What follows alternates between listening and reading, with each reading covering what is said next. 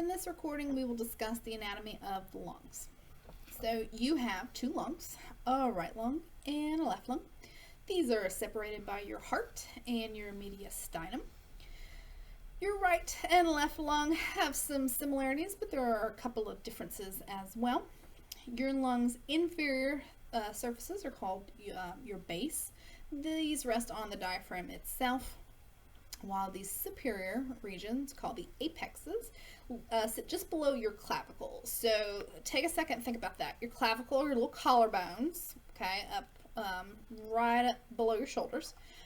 Then your diaphragm is basically the dividing line between your thoracic and your abdominal pelvic cavity. Your lungs span that entire region. Okay, your lungs are huge. Okay, your lungs are huge, which is kind of obvious because oxygen is really important. Okay, but if you've never really thought about it, like, your lungs are huge, y'all. Your anterior, your posterior, and your lateral surfaces of your lungs are all in contact with your rib cage. Okay. We call this the costal surfaces of the lungs, while the medial aspect of your lung surfaces are in contact with the mediastinum instead. We call this the mediastinal surface. That should make sense. We mentioned the hilum previously. Okay, so on the mediastinal surface of the lungs, or the medial surface, this is where your primary bronchi enter your lungs. This is also where your blood vessels and the lymphatic vessels, the nerves, all of those are going to enter and exit the lungs at the hilum on each side, both the left and the right side. On the left lung, at the mediastinal surface, we have what's called the cardiac notch, which is basically, we've just kind of carved out a little place where your heart sits nice and comfy on the left-hand side. We divide both of your lungs into lobes. Your right lung has 3 lobes, while your left lung only has 2 lobes because of your heart. But we can't get too mad at your heart. We know your heart's kind of important as well. Your right lung, we have your superior, middle, and your inferior lobes. We have a horizontal fissure, which separates the superior from the middle lobe, and then the oblique fissure separates the middle from the inferior lobe. Your left lung only has the superior and inferior lobe, so we have no need for the horizontal fissure here. Instead, we only have the oblique fissure. And each of your secondary bronchi supply one lobe of a lung, and we commonly call this your lobar bronchi. And that's not really a term that I throw around a whole lot. I usually just call them secondary bronchi, but just in case you see that term anywhere, now you know what it is. We can see our right lung really does have 3 lobes, while our left lung only has 2. This is the cardiac notch we referred to. Your warm beating heart would sit right in there, safe and snug. And the hilum region that we mentioned on the medial aspect of the lungs, we've got your bronchus, we've got your pulmonary arteries and veins entering and exiting here, as well as nerves, lymphatic vessels, things like that. Now, each of your lungs is found within a pleural cavity. Okay, you may or may not remember that this is a serous membrane, okay, which is a double layer. Your parietal pleura is the outer region of the serous membrane. It is fused to the inside of your thoracic cavity, your rib cage, your diaphragm, all that kind of good stuff. At the hilum itself, your parietal pleura will then kind of fold over itself to create an inner layer. We call this your visceral pleura. The visceral pleura is what actually touches the surface of the lungs. It even dives into the fissures between the lobes, so it fully coats every little square inch of the lungs themselves. In between the parietal and the visceral pleural layers, we do have serous fluid. You will often hear this termed pleural fluid because of the location. It fills the space between these 2 layers to further lubricate the surfaces of the lungs as they expand and contract during ventilation.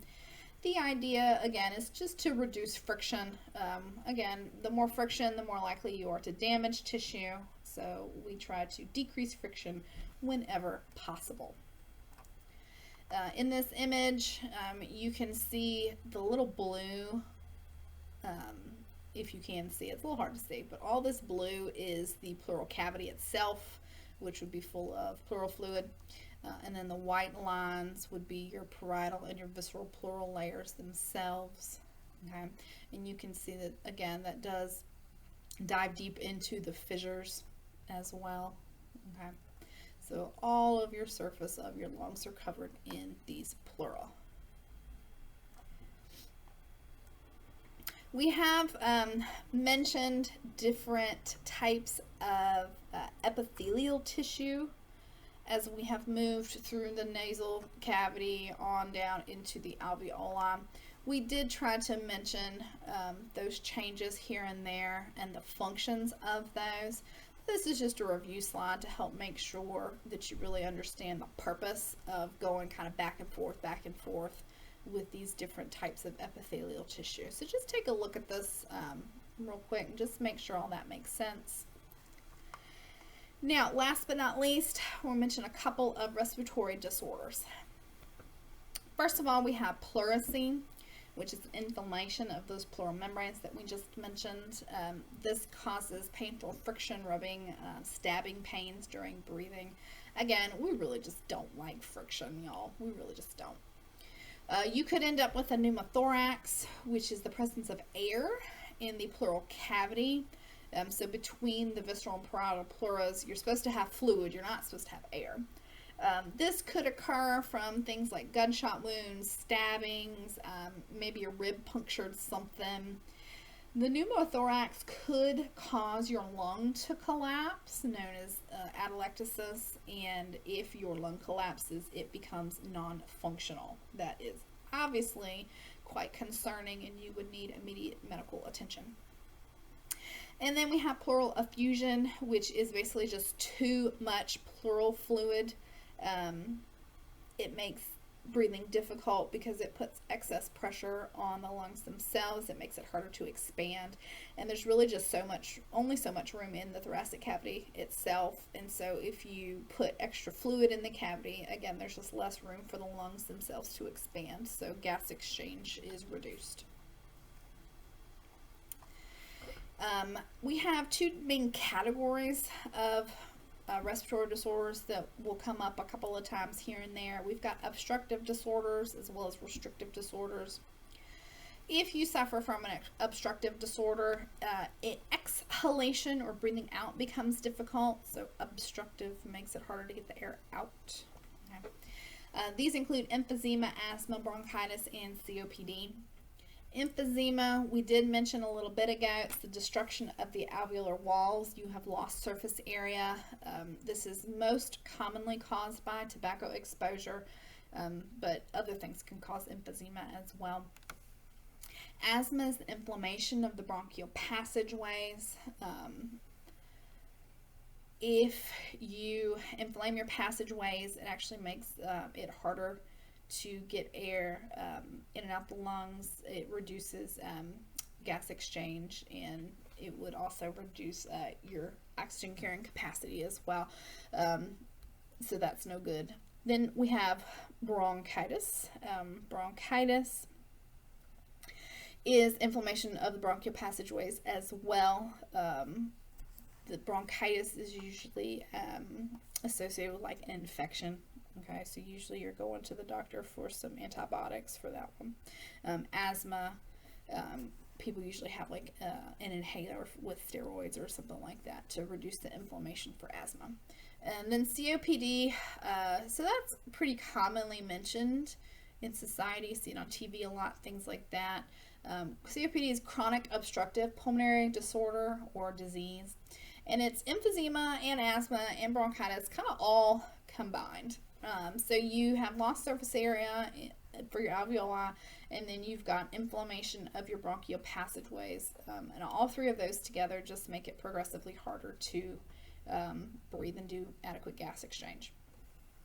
And then we have restrictive disorders, which makes it harder to get air into the lungs. You could suffer from pulmonary fibrosis, which basically you have taken your nice lung tissue and turn it into scar tissue instead.